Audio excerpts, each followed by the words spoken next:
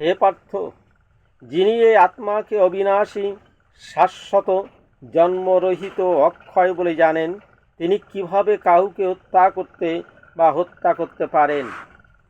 সব কিছুরই যথার্থ উপযোগিতা আছে, এবং যিনি পূর্ণ জ্ঞান সম্পন্ন, তিনি জানেন কোনো জিনিস কোথায় এবং কিভাবে নিয়োগ করলে তার পূর্ণ সদ্ব্যবহার করা হবে।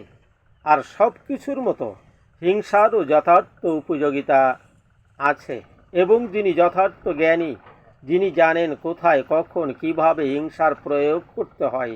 বিচারক যখন আসামিকে খুনের জন্য দোষী সাব্যস্ত করে প্রাণদণ্ড দেন, তখন হিংসাত্মক কাজ করেছেন বলে বিচারককে কেউ অভিযুক্ত করেন না। তার কারণ, তিনি বিচারের রীতি অনুযায়ী এই দণ্ড দেন।